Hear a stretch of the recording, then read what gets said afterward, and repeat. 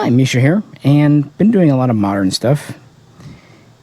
Let's slow it down. Let's talk milsurp. Let's just have a kind of relaxing afternoon on the porch. Apologies in advance for being in town. There will be some background noise. I've done what I could to minimize it. But since we have been talking SiGs, let's go way back and really kind of dive back into the Swiss straight pulls. These are mine, nothing new here. Good representative of the various models from the original Schmidt-Rubin 1889 to the updated 9611, started off as an 8996, to the often overlooked and misunderstood K93, to its improved younger brother, the K11, and then of course the one that everyone knows and rightfully loves, the K31, not carbine technically, not Schmidt-Rubin technically, but the K31 short rifle developed at W.F. Bern. Although we will mention SiGs, for example, with the 93s. These are all in 7.5, but 2 are in GP90, 2 are in GP11. There is a difference. It's actually very important. These are all Swiss surplus, and these were never really exported outside of Switzerland, at least commercially during the day. They were just surplused over here some years ago. So yeah, you can grab a drink, grab a snack, sit down with me. Let's kind of chill out, not talk about any current news or drama, and just kind of go back in the past and relive some history and look at some very cool mechanical designs and exquisite craftsmanship back when Bern and SiG were probably at the top of their game. As always, if you could, please like, share, and subscribe. Like to help support us. There's always Patreon. There's also super thanks here on YouTube. But before we talk about the Schmidt-Rubin itself, let's just give a little bit of a background framework for the 1880s and what was going on in the firearms world in Europe. You know, one of the disadvantages of recording in town, there's background noise and, stuff going on. But one of the advantages is I do have access to my collection, and so I can bring out various rifles that I wouldn't bring to the cabin to shoot because I don't shoot these. And if we're going to talk about the Schmidt-Rubin and introduction of smokeless powder in Europe, we have to begin with the French model 1886. This is a 8693, firing the 8x50 rimmed Lebel round. This is an interesting rifle because the cartridge for the mid 1880s was the most advanced and spurred an arms race, even a panic. But the rifle itself, from the bolt locking system to the magazine, which was an old school tube mag, never hold up on it, with an elevator, is pretty retro. Now, the good news is you could put a lot of rounds in the tube. Bad news is you can't use chargers. So it's not always good to be first, because then yours is the oldest, and that's where France really found itself. Within a couple of years, Germany would adopt their own smokeless powder. Britain would kind of rework their Lee Medford and then Lee Enfield. And there would be some all-new designs like the Craig. And because they're so near to Switzerland, Austro-Hungarian Empire at this point, is also important. The Mannlicher series, Mannlicher, really dominated the Austrian landscape for decades. And this was one of his first that fired what we consider semi-smokeless to early smokeless. This is the model 1888/90. It's been updated. But whereas the Lebel was a return bolt, this is a straight pull. Now, this actually uses a wedge system instead of rotating bolts, lugs, but that won't last long. It also uses the Mannlicher clip system. In the German commission rifle, their 88, used something quite similar. Absolute improvement over the Lebel's tube, and it really, in the form of the Carcano and the 1895, the packet system, the en-bloc system, would continue through World War I very easily. This is one of the earliest, but this too is in a 8x50 rimmed round, although different from what France has. It's obviously a full-length rifle, over 50 inches long, barrel over 31 inches. And that's kind of the environment that Switzerland found itself in the late 1880s. And now we can bring out the real, maybe the only true Schmidt-Rubin. Now, those are the two designers. Rubin did the cartridge, while France did smokeless. Switzerland, going back to 1881, 1882, actually pioneered the small diameter bullet. Keep in mind, before that, you see a lot of 10-something, 11-something, even 12mm cartridges. Rubin started experimenting with 8, 7.5, 7, even below, but he seemed to settle on 7.5. It's still a round nose. And his initial tests around 1884, 1885 were with compressed black powder, kind of flakes. Still black powder, not smokeless, but almost getting into that semi, just a hair away, trying to squeeze everything they can out of black powder. Of course, then France would introduce Lebel wood in 1886, and so Rubin would sit back and rework his cartridge. It would be a copper jacketed round, and while it wouldn't be the first to have a rebated rim, a recessed rim, or rimless, it would be one of the first. The German 8mm, I think, was the very first. Hard to say, but very quickly after. Now, this is known as the model 1889. The truth is, his cartridge wasn't finalized until 1890, which is why it's the Cavalry Patron, the GP90, and it wasn't fully put into production and use until 1891, as I've said in other videos. Typically, the year names on Swiss aren't when they were adopted, but rather when the design was completed. So yeah, Rubin made the cartridge, and it really allowed this gun to shine in terms of range, accuracy, reliability, feeding. And so then it was up to Colonel Schmidt.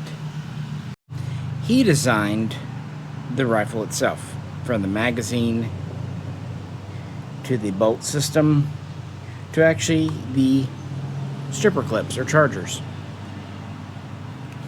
Pretty advanced, and it is a straight pull system, similar to the Mannlicher in principle, much more refined. We have 2 rotating locking lugs back here,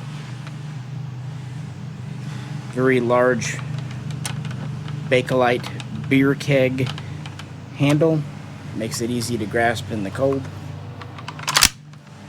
Very cool, I've always thought, safety. The ring style, easy to know when you are safe and aren't safe, easy to take on and off, and it's a very safe system because you are decocked. In some ways, the Carcano would use somewhat similar, but this is better. You would charge with 6-round clips, and we have a 12-round double stack, double feed box mag, complete with feed cutoff lever here.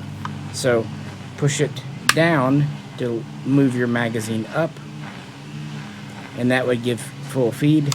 Push it up to move the magazine down, and that would basically get you to single shot mode, keeping your 12 shots in reserve. Keep in mind, most rifles were 5, maybe 6 in this era. The infield is known for having a high capacity at 10.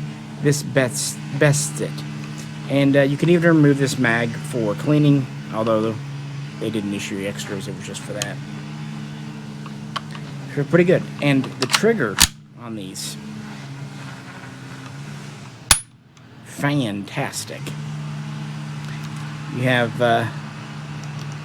kind of this style of lift up and squeeze sight. Other nations tried this out. The Japanese Type 35, for example, has something similar. Not the best system, but they're learning. Full length. Then you have a front notch at the end, stacking rod, bayonet lug, bottom sling mounts, tangs on the stock, curved steel butt plate. This is a really well-made gun for what it is, especially for the first smokeless effort. The barrel is a little over 31 inches, giving it an overall length of a little over 51. But because of the full wood, because of this large bolt, which requires quite a large receiver, because of the magazine, this is not a light gun. Unloaded, it's just shy of 10 pounds. Now, it's pretty well balanced, all things considered. It doesn't feel so chunky. But then you throw ammunition in, a sling, gear. Then again, this is meant as more of a defensive type gun, or at least taking from your home to the local meeting place, because, you know, this is still the militia civilian army in Switzerland that's still essentially in effect today. So that's what Schmidt designed. It would actually be finalized in 1889, enter trials and testing, and go into limited production, primarily at W.F. Bern in 1890, and they would build a sample of about 25,000. And by 1891, it was put into full rate production and would take off from there. Now, Bern would be the main maker, but SiG would make some. There would be some subcontractors used. Ultimately, by the turn of the century, about 212,000 had been delivered to the military, other government agencies, with a small number made for the private civilian market. I've seen estimates as high as 250,000. Take it as you will. Either way, obviously it was pretty well suited for mass production, even if it was very well refined. And it first was well received. But there's one problem. It is big and heavy. And in this era, you had a long, heavy infantry gun, and you had a short carbine for cavalry, artillery, engineers, balloons, what have you. This big, chunky receiver, everything else, this was not well suited to being carbonized. In theory, the Swiss cavalry did adopt the 1889, to which the head of the cavalry wrote an official letter of protest in 1891 saying this is ludicrous. In practicality, they actually just kept using their 1878 Vetterlies. Yeah, it was outdated technology, but at least it was short, light, 40 inches long, and 7 some odd pounds. Better than this nearly 10-pound, over 50-inch gun. But something would have to be done about that. And so, in 1892 and 1893, rather extensive trials are announced. Switzerland needed hundreds of thousands of the infantry rifle because of the way their army was structured, with civilians coming back and forth, conscripted service, and then volunteer and all that. But the cavalry, they just needed a few thousand, relatively small. Therefore, when the trials were opened up, they tried lots of things. SiG tried, and so did Bern, modifying the Schmidt-Rubin, see if they could make it into an acceptable carbine, light enough, short enough, handy enough. SiG even tried making a turnbolt version instead of a straight bolt. And Rubin worked, because he made the cartridge, with a Mauser design, adapting it for the 7.5 by 53 of the GP90. So there was at least one or two Mauser designs. And then there were a couple of designs from Steyr-Mannlicher from Austria-Hungary. Now there is, of course, a updated version of the straight pull. This is technically a 1895, but already by 1893, Mannlicher has gotten rid of the wedge system and gone to a rotating bolt. You know it, you love it. Much better, sturdier, simpler system. But he also has a turnbolt version, like the Dutch, whatever. So they try out the straight pull and the turnbolt version, just retrimmed for 7.5. And after initial testing, they request 10 more samples for further evaluation. And then a gun, I wouldn't say based on this, because again, this isn't 1895, but a gun adjacent to this was accepted as the Cavalry carbine in 1895. And that, of course, is what we have here.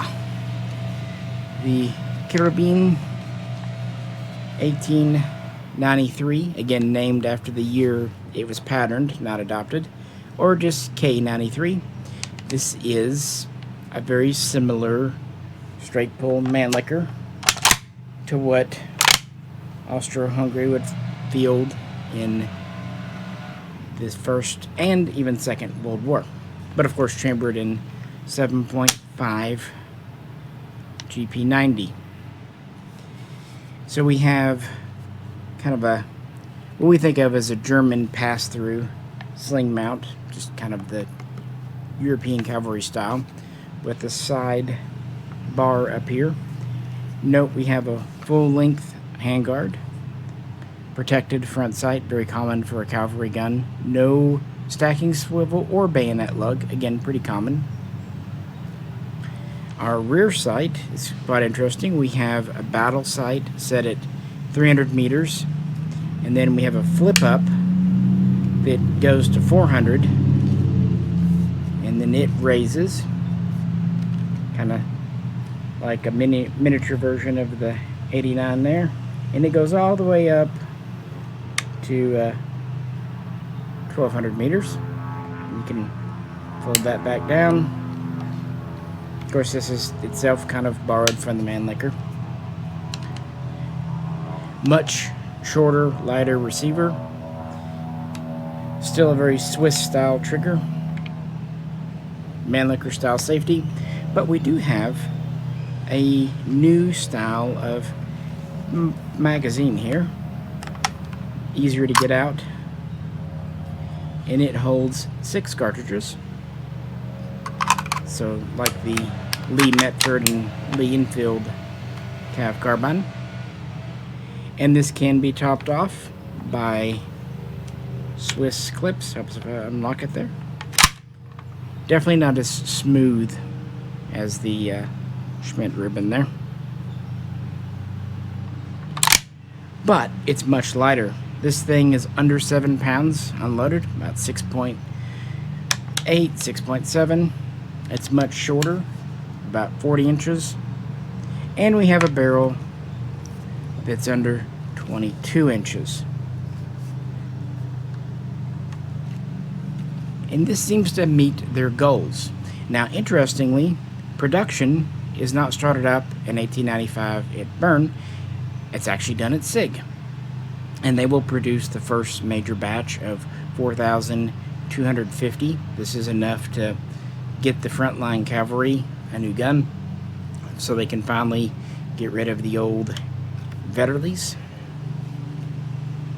Bern's busy with another project, but they will pitch in after SiG around 1897, running through 1900, 1905, making another 3,500-ish, and these are mostly attrition replacements. just, filling in the gaps. Which means we only have a production of 7,750. The story is absolutely not over yet, but this is a much more acceptable carbine, and we will see that going forward, than anything that had come out of the Schmidt-Rubin lineup. And as the Mannlicher proved itself in combat, while it may not be the most elegant gun, but the best trigger or the most accurate ever, it's sturdy, reliable, and really well proofed against mud, dust, dirt, snow, ice in the trenches. The thing is, Switzerland, with its position in neutrality, has a different standard and a different really purpose to its military guns. So, remember how I said Bern was busy? Let's bounce back to that. In the 1890s, the Swiss military just isn't happy with what it has, or rather, it sees the shortcomings. This is not uncommon. Most of your first-generation smokeless powder rifles don't have a long shelf life. Ironically, the Schmidt-Rubin, rather the Schmidt design, even before it was formally adopted in 1888, the issue was known, or at least dreamt up. The lugs at more or less the rear of the bolt. In fact, they asked Schmidt if he could move them forward, and he said, no, they're fine. And that's kind of where it stayed for a minute. Now, to be fair, some nations were fine with this. The British Lee Enfield kept rear locking lugs through the number 4 and number 5. The French MAS 36 had rear locking lugs, but their standards were different in Switzerland. They not only wanted reliability, they wanted accuracy. And they wanted to have a rifle that could take a more powerful cartridge. GP90 was first generation smokeless. All of these early ones were weak. And eventually Spitzer will come around, but we're a little ways off from that. So that was kind of the initial thing. But they put it aside and they put these in mass production. And while they do well, sure enough, the mag hangs down a bit more than they like. It's heavy gun. They are having, although it's not like an epidemic, this isn't like a P320 thing going on, but they are having locking lugs shear off because this is on just a sleeve. It's, replaceable. And the sights, they're okay, but could do better. So again, they kind of ask Schmidt, move the lugs forward, see if we can revamp the gun. And again, he refuses. Therefore, they turn it over to Colonel Vogelsang in 1892, and he gets to work. And by the end of that year, he has a wooden mock-up. Then he makes a couple of sample guns, and then they make 50 pre-production guns, I believe at Bern, for field trials and testing, which they're doing 1894, 1895. And essentially, what he did was take these lugs at the back of the sleeve and move them towards the front of the sleeve. And that would require a new sleeve. It required a new firing pin, new firing pin spring. It also required different types of cutouts within the receiver. But because of that, moving them forward, it also meant we could actually shorten our receiver by almost a full inch. And that meant we'd have to kind of rework the tang and the stock a bit, the trigger guard, the trigger, moving it forward, stretching it out. This pattern would be known as the model 1889/96, or just the 8996. And externally, it looks a lot like this gun, just a slightly shorter receiver. Now, could they convert the original 1889s? Technically, yes. But to be fair, Schmidt was right. It wasn't felt practical. He didn't care. He'd actually retired a couple of years earlier. He's out. He thought his design was perfect as is. There you go. Nevertheless, in July of 1896, Vogelson's pattern of updates was adopted and put into production, primarily at Bern, in 1897. And they would build roughly 137,000. I'm rounding, but you get the idea. But what about the over 200,000 1889s they have that they decided not to convert? They're not going to scrap them. Basically, they have a two-tier system. The frontline guys, the younger guys, will be handed the fresh off the production line 89 96s, and the guys that have already got an 89 or kind of second line older, they'll just keep them. After all, they're both firing the 7.5 by 53 GP90 round, so no change there. The sights are virtually the same, the magazine. It's just the updated version's a little stronger and a little bit lighter weight. Like I said, this is almost 10 pounds. The updated version is around 9.5 pounds, so, it helps.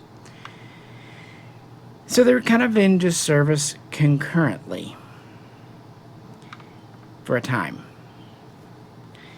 Why do I not have a model 8996?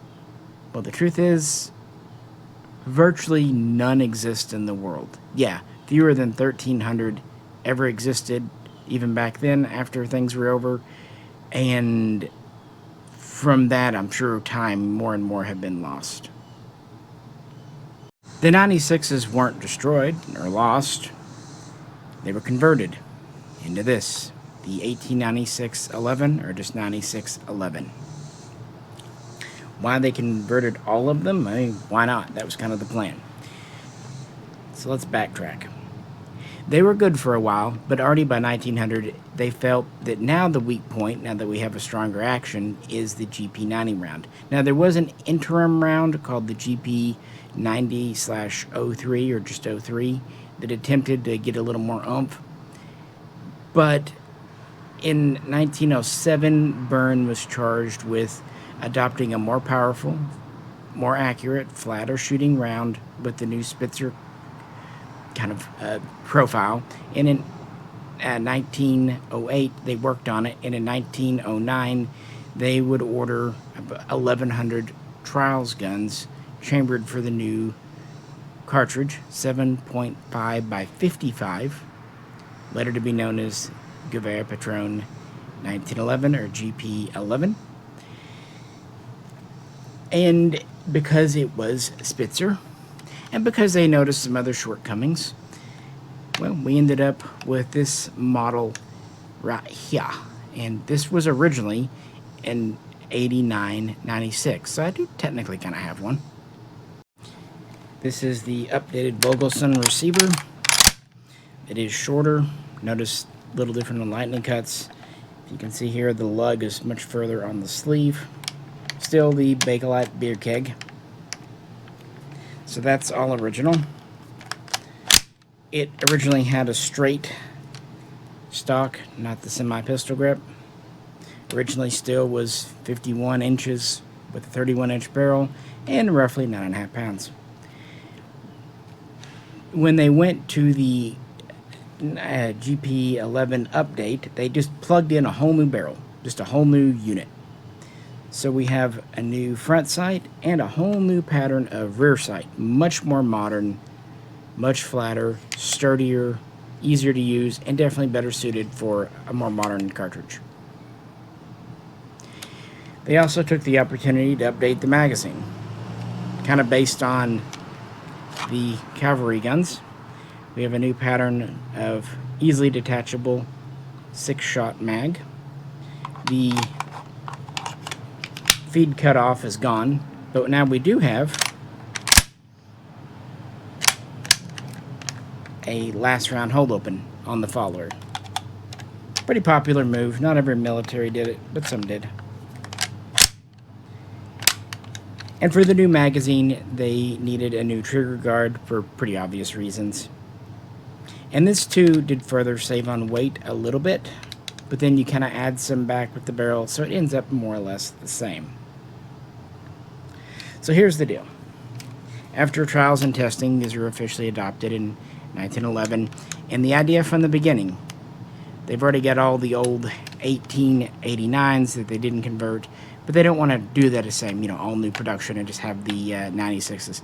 So they're going to start off and they're going to convert the 96s to the 9611.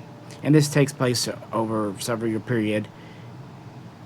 And then in 1913, they actually start making all new production 1911 rifles. And this would run through about 1919. Basically, they converted nearly all of them, so just shy of 136,000. And they plan to build 60,000 new production to basically give them just under 200,000, kind of replacing that number of the old 1889s.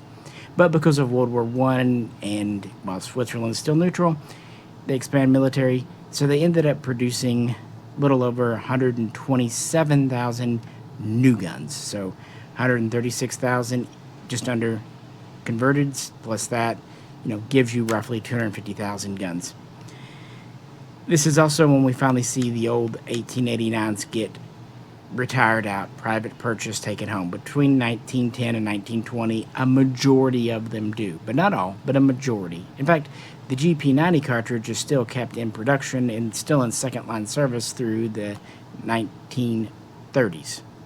But the GP11 is a much superior round. This is a much more accurate gun. And this bolt system is much sturdier and much better liked. The stock is more ergonomic. It's kind of a winner chicken dinner for them. But it is long, and it is still not light. What about the carbine? Oh, the K93. It committed the worst sin a martial arm can. It wasn't made here. It's not domestic. Okay, that really was part of it. The U.S. is definitely not the only one guilty of that. But there were legitimate issues. And some that were maybe a little much. Because this is a small, light gun. Even with GP90, it's got some oomph to it. But they never are happy with its accuracy. And one reason is your front sight is effectively mounted to this band rather than directly to the barrel. So it can get loose. Mine's pretty tight, but I have had them before where they're pretty wiggly wobbly. Of course, they can be shimmed up, tightened up, but you get that. And then our rear sight, we don't have a huge sight radius. And it does have a lot of oomph, flash, and recoil, at least compared to the rifle. This bolt system, it's sturdy, but it's thought to be too complicated to disassemble and reassemble. And while the Mannlicher system's not the worst compared to the Schmidt bolt, agreed. Yeah, the Schmidt bolt is easier to take apart, clean, maintain, put back together. Again, this was not horrible, but comparing. Also, some of the ergonomics, like the safety here. It's fine. It worked for Austro-Hungary, but it's definitely not as user-friendly as the Schmidt-Rubin. But hey, at least you have a nice trigger. It just stood out as being, not from here, and it was just different. It satisfied their immediate needs, but yeah. That's why so few were built, and these had an unfortunate habit of getting damaged beyond use in the field, lost, gone missing. Yeah, that's why they had to make over 3,000 replacements at Bern. The soldiers were being intentionally rough on them, and I think the officers, they weren't popular, even though they were lighter, handier. So they had to do something. So they returned back to the Schmidt-Rubin design, And one of the early efforts that actually was put into service and production was called the 1889/1900, or just 89/00, known as the Fortress carbine, or Fortress short rifle. It was basically a 23-inch, 22-inch barrel gun, 6-shot mag version. Still had a bayonet lug, I believe. Basically, they took the 1897 cadet rifle, which was a single shot. They gave it the mag from this, and that was the 00. They would build just under 19,000 of those, producing them for a few years. We don't have any. You can almost guess why. But that was meant more for, well, fixed fortifications, maybe some bicycle troops, artillery crews, balloons. It wasn't really direct replacement for this, because it was a little on the heavy side. Not quite 8 pounds, but more than 7.5. This has a direct replacement in the Schmidt-Rubin model 1905. And this is an interesting one.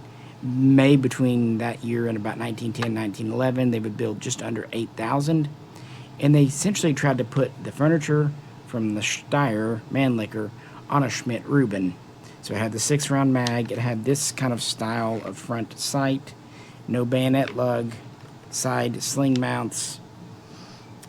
It was heavier than this at about 7.5 pounds, but still lighter than everything else. A little bit longer, about 41 inches. Barrels, 22, 23, sources a little bit vary. There you go. And so those were considered carbines or short rifles, and they would produce 25, 26,000 between 1900 and 1910, 1911. But they were always interim steps, and they were mostly based on the old 89 or at least 96 system. With the new Spitzer round, the GP11, something needed to be done, and they knew just what to do. Finally, by 1912, they feel like they've got a good rifle in hand. So now it's time to turn our attention to the carbine, be it the remaining K93s or the 00s or 05s kicking about. What to do. And they would actually wait a few years before they adopted this carbine here, the K11. And this actually goes back to those trials in 1909. I said they had 1,100 sample pieces. 900 were long rifles because, well, Switzerland and accuracy. 100, though, were carbines, quote-unquote, and 100 were short rifles, quote-unquote. This is a larger, heavier gun than this. Like I said, this is about 40 inches, weighing in 7 pounds or less, 22-inch, little less barrel. This guy here, yeah, you can just tell picking up, is just a little under 8.5 pounds, with an overall length of 43.5 inches and a 23-inch barrel. Testing revealed, at least to the Swiss satisfaction, that with the new GP11, they just couldn't go any shorter than 23 inches. For accuracy, recoil, noise, flash purposes, this is actually a very similar conclusion that the Germans came to with their Kar-98As. So they beefed it up a bit, sacrificed some weight, gave it side sling mounts. We have a bayonet lug and a stacking rod now. We have a very, very beefy front sight protector, and it's very secure to the barrel.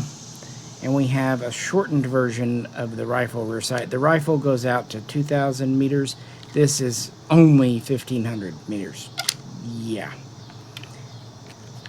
Same 6-shot mag and same receiver and bolt system as the 9611 or 1911 semi-pistol grip stock and all that good stuff. And as I said, the earlier guns were converted to this, at least the majority of them. About 26,500 or more of the older carbines were updated to this standard. And then on top of that, they started all new production. This was formally adopted in January of 1913, and production would actually last until 1933, with a lot of it being built later on. They would end up building over 180,000 new K11s.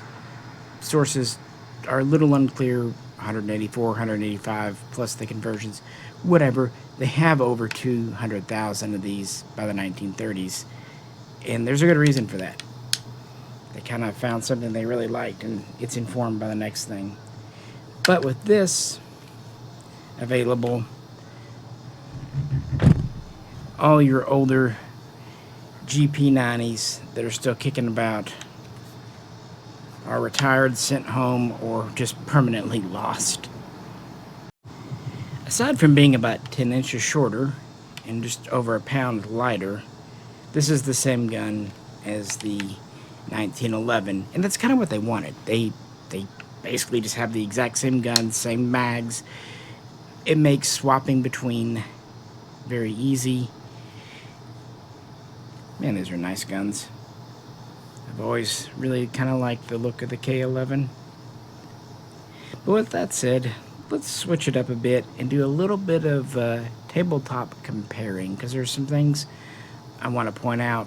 Talk about the bolts, talk about how you can tell a converted 9611 from a purpose-built 1911, and is there a way to tell a converted K11 from a new production K11?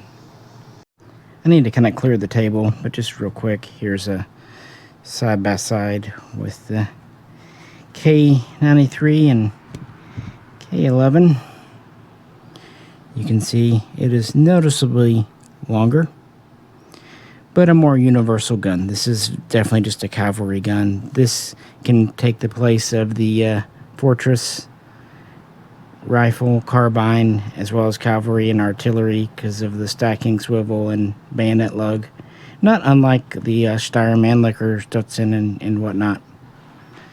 And the nice thing is it's universal, and yes, this is a more accurate gun.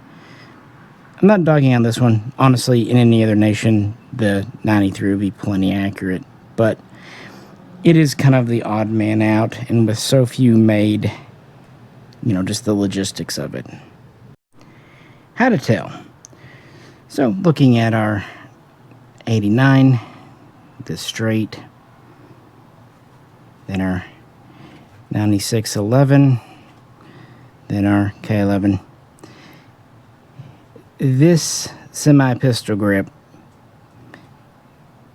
this stock started off as straight. This was very carefully, now it's kind of separating a little bit with age, but when these are originally done, it was very, very carefully. They would cut out a chunk and dovetail it in very carefully. Whereas on a all-new stock, it's just part of it. And I don't blame them at all for not, you know, putting a whole new buttstock on. Why? If it was perfectly good. Now, I guess if you had an older gun that had a busted up, ugly stock, they would just replace it. Another way to tell at a glance is the butt plate. This has kind of the old style, rounded on the sides plate, comes up here, and your converted ones will as well. But new production, be it 1911 or K11s, have a more modern style butt plate, no curve as such, just a little bit on the side, a little more up here, a little more flat. It kind of curves down, so it's the shape of the butt plate that kind of matters there. So those are the couple of real quick and easy ways to tell. How can you tell if you have one of the 26,000 plus converted old carbines to the K11? Honestly, I don't know of any real super great way because the whole barrel's replaced. Typically, they get all new stocks. As far as I know, serial numbers are the best way to know. Jay has or had one that was converted. I don't think they're worth more or less. I just, it's an interesting factoid about your gun. Notice the lightning cut changes here because of how short it is in the shorter receiver. We will get to the bolts in just a minute because we'll compare those. You got to. Also, I was looking around for my Schmidt-Rubin bayonet. I couldn't readily find it, so apologies. Fun fact, though, the U.S. Craig Jorgensen, the Springfield 1892 and 96, 98, its bayonet is actually based on the Schmidt-Rubins. But with that, let's come to the most common and most famous Schmidt-Rubin. That's not actually even a Schmidt-Rubin at all. After the Great War, the Swiss military is larger than before, and that's not going to change. Neutrality is still a thing. The 1889, along with the GP90 cartridge, are long out of frontline use. In fact, a lot of these were privately sold, are just worn out. Still, tens of thousands are around, either in stockpiles or are kind of at home in the hands of the militia, kind of the reserves of the reserve volunteers. They're around. And GP90 is still being made. It is a substitute standard cartridge. But yeah, round-nosed bullets are not the thing. But those at the top, they were still happy with the long infantry length. They wanted the range, the accuracy. To be fair, Switzerland, the environment, shooting from mountaintop to mountaintop, fixed fortifications, it does make more sense. That's why they initially put effort into the 1911 rifle here. And the K11 Karabiner was really, just meant for troops that needed almost a PDW. And initial production reflected that. Far fewer of these were made. But a funny thing happened after the Great War. For one thing, they saw the lessons learned. They saw where short rifles, like in the hands of the Americans and the British, were really doing well. And that they didn't lose near the accuracy and range that they thought they would.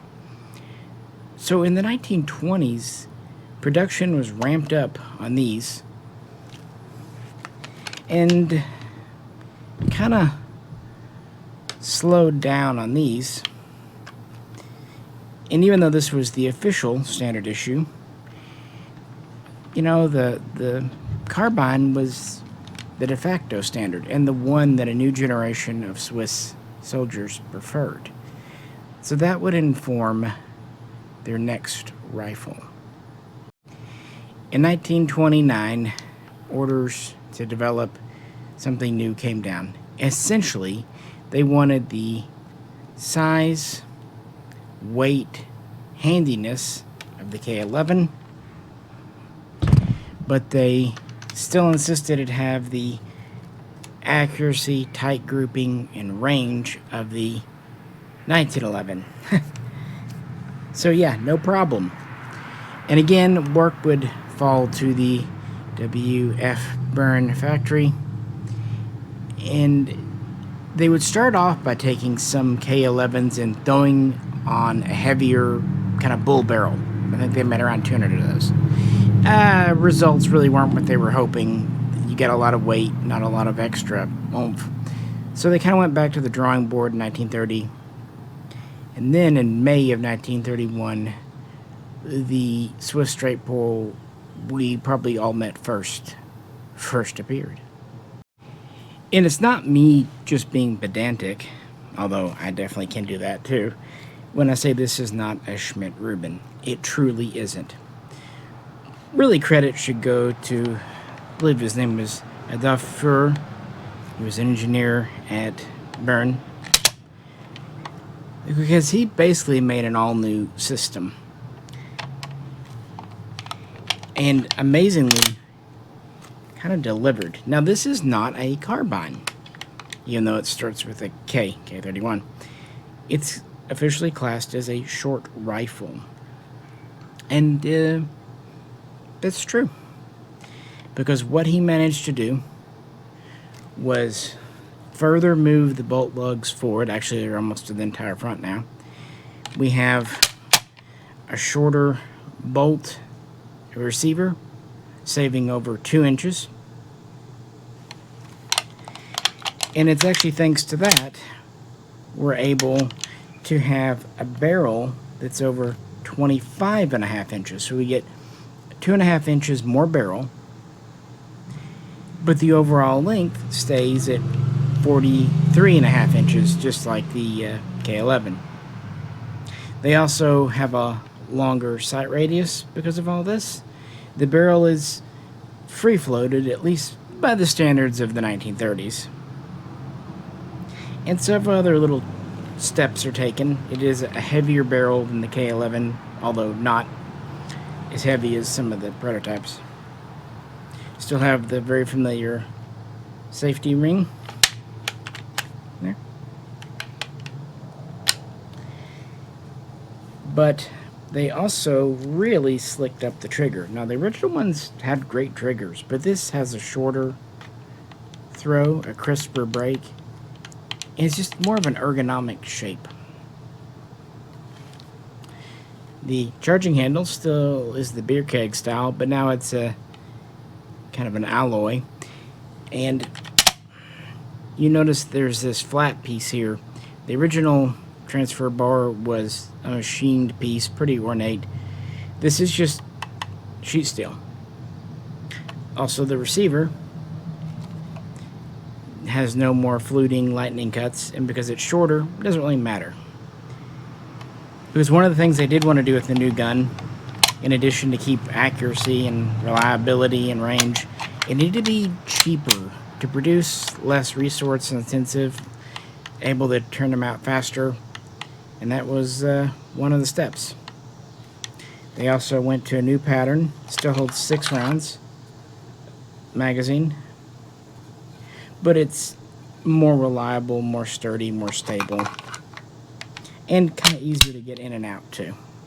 Reshaped trigger guard, and you'll notice we have side sling inlet, kind of like that. We still have the stacking rods, still have the bayonet lug, beefy sight protector, a beefier rear sight, fat butt plate. You know, in a lot of ways, it is the same. So they would make 200 of these, and they would start testing in the middle of 1931.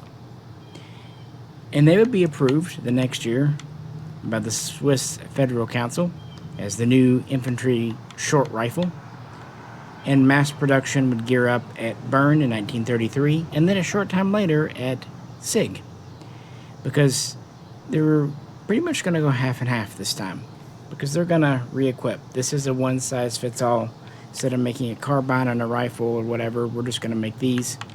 And the decision is taken, instead of, re-equipping existing troops that are familiar with the 1911 or K11, we're going to give new recruits these. Also professional soldiers on the front lines. So they'll be phased in. And guys that already have older guns can just keep them unless there's a great need. And this is actually what led in 1934 to finally GP90 being discontinued as an official military cartridge. That said, the 1889 was still in the hands of the third line troops, essentially the home guard guys, through World War II, is a just-in-case gun. But it was finally 100% pulled out in 1947. I love the Swiss attitude of waste not, want not.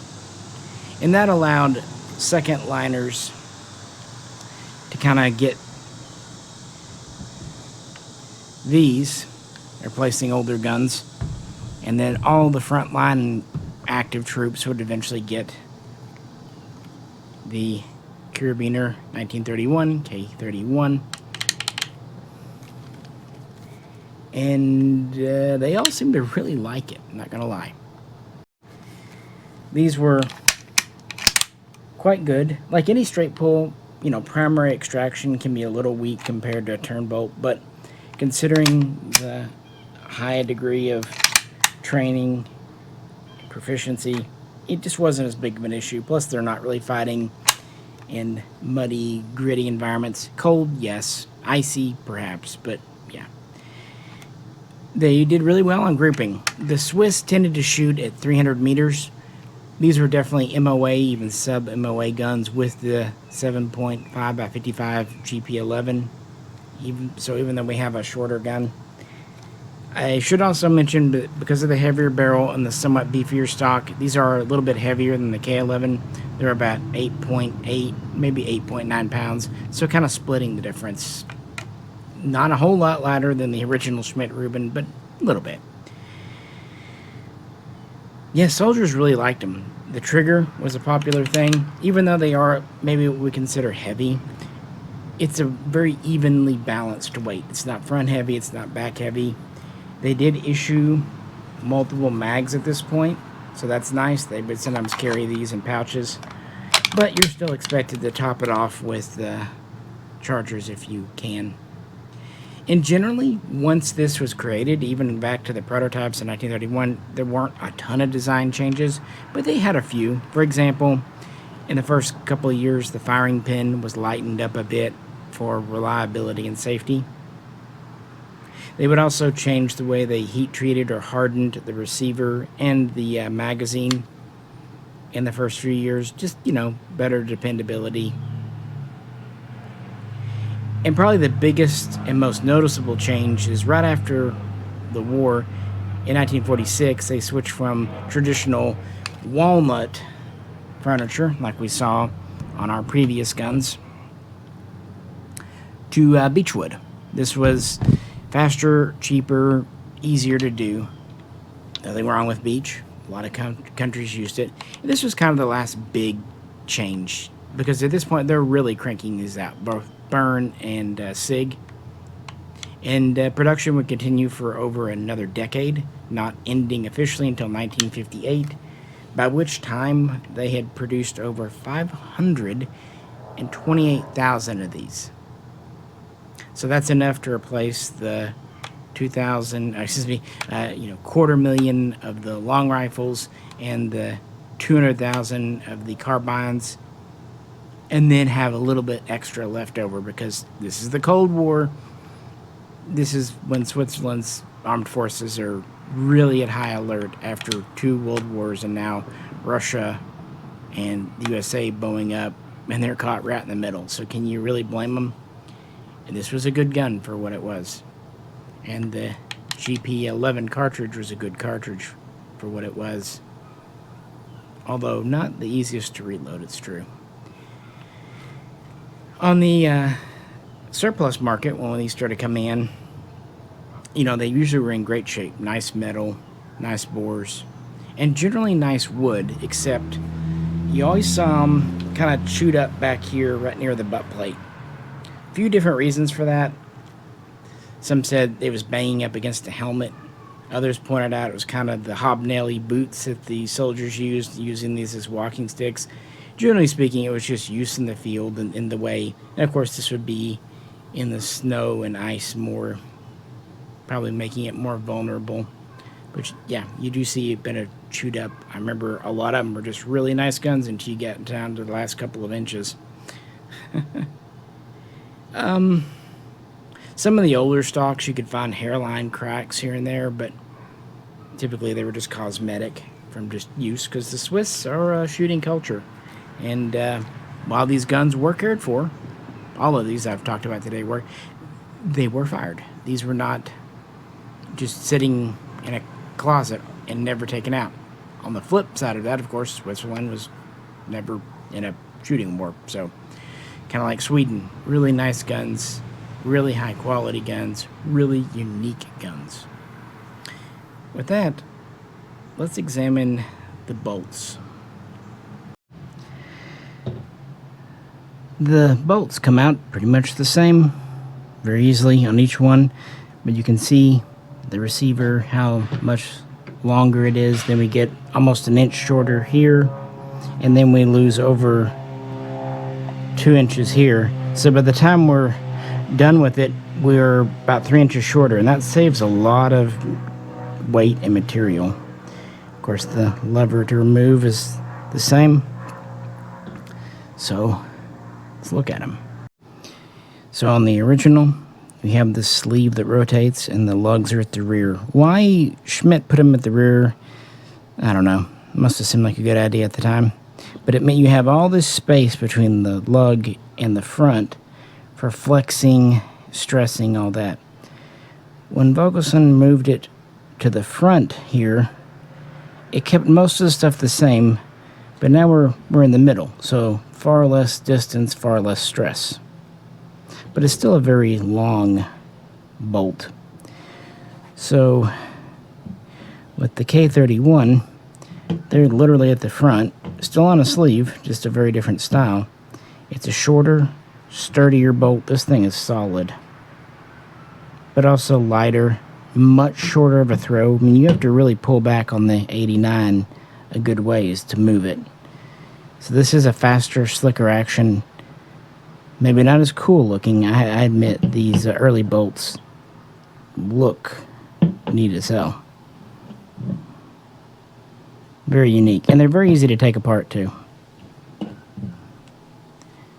But yeah, a little more squat and to the point. But that point is that it's much more effective. Another thing to note about Swiss guns, even pretty much to the present day, there are not a ton of markings. Serial numbers on a couple of parts, sure. Swiss crest. Some guns will have a factory logo marking, usually just in the form of a proof. But there's not really a model name on these guns. Not all that many serial numbers. It's surprising restraint for a Germanic company. Very clean, polished and to the point. Really just the bolt, the receiver, barrel type, and magazine are your key serialized parts, and that makes sense. Those are the parts that need to be. No real reason to do things like barrel bands if you don't have to. And the Swiss cross, the crest, is iconic today, and still being carried on with the Sturmgewehr 90 and its derivatives. What do you think? And to wrap things up, we had to bring back out the K93. Smallest production numbers, overlooked, not technically 100% Swiss, although made in Switzerland. It's still kind of one of my favorites, maybe because I wanted it for a while. And I first handled and fired a K31 thanks to Jero's father I met 20 some odd years ago at university. They had come in the 90s, but then the real big price drop happened with all the Century, and I think PW got some too. And for a long time, these things were just criminally underpriced. The only thing that was really holding them back was the 7.5 ammunition, because, well, Switzerland being neutral, it was unique to them. Although, luckily, the ammo's out there and you can get it. And you could pick up several ones, get your favorite shooter. Some people preferred walnut, some people preferred beech. Not a ton of variations. They were very uniform, and most of them that came in were very clean and very nice. But at that time, you did not see many of the 1911s, 9611s, or K11s. Those would come in a few years later, and then they would hit the market and even be cheaper in some instances than the K31. I think from an old world perspective, they're really cool. But yeah, I admit they're, generally speaking, at least the K11, not as nice shooting as the K31. Although the 1911, if you can take the weight, is not bad. Now the 89, because it fires the older GP90, it was never as desirable here. It was harder to find. I actually got this one from Sportsman's Guide, and these are considered antiques because of how old they were. But you only really buy them just as a collectible, unless you want to hand load. That's about the only way to shoot them, and at that point, why? You've got other great Swiss guns to shoot. But because of that, they were relatively affordable, so I picked it up years ago, and I was actually happy it came in because all Sportsman's Warehouse did was throw it in a cardboard box with one piece of newspaper print as packing, no bubble wrap. No, it's amazing, and it made it as nice as it did, frankly. So thank you, UPS. And those were the main ones. Now the K93, as you can imagine from the production numbers and the high attrition rate, these are not easy to find. They never were, never will be. I actually got this one thanks to Colorado Gun Sales, Mike over there years ago. He said he'd keep an eye out for a decent one for me and hook me up. Because there was a time when these were bringing ridiculous money. I did not pay that. I got what I felt was a good deal. Did I pay more for this one than the other ones? Yeah, relatively speaking. But it's in that GP90 again, so you're not really going to shoot it. So that does hurt it a bit. It's just another collectible. But it's a really neat step, especially considering we're not going to find any of the 8900s or the 1905s that haven't been converted to K11s. It's really the only other carbine you're going to find. And again, the K31 is technically a short rifle. But no, these are never been used in a war, so you can't get people that have issues with them. The quality, they've got a little bit they've got history, they've got mechanical uniqueness, they've got high quality, they've got accuracy and all that if you're a shooter. Yeah, the Schmidt-Rubin and K31 have something to offer to anyone who's into bolt action at all, for whatever reason, myself included. And that's why I just felt like revisiting them today. We've been doing a lot of modern stuff, so I wanted to slow things down and talk about old Milsurp CNR guns, or antique in these cases. So what do you think? There was a time when pretty much everyone had either owned or at least fired a K31, that and a Mosin Nagant, but these days, as imports are dried up, that may no longer be the case. So let me know if you haven't ever handled one, shot one. And if you haven't, definitely try to get a chance to. They're a lot of fun. Very light recoiling, even with the carbines, for what they are. They're kind of like a punchy feeling through your weight, but since there's a good bit of weight here, it's no big deal. Definitely, I would say softer shooting than 30-06 or 7.62x54R, maybe even than 8mm. That's getting a little more debatable. Don't you just love being in town? Again, the other good thing is I've got all this with me here. I would never have it all at the cabin. I might have a couple with me that we're shooting, but there's not enough room in the rig to bring everything. But yeah, I wanted to slow this down for this week. Hey, it's August. It's the heat, so it seemed like a good time, don't you think? But let me know your favorite, or maybe something you don't like. I'd love to hear your thoughts on Swiss straight pulls in the comments. And if you could, please do like, share, and subscribe. Like to help support us, well, check out the link to Patreon. This is Misha, and I'm hot, so I'm going to go in now. Bye.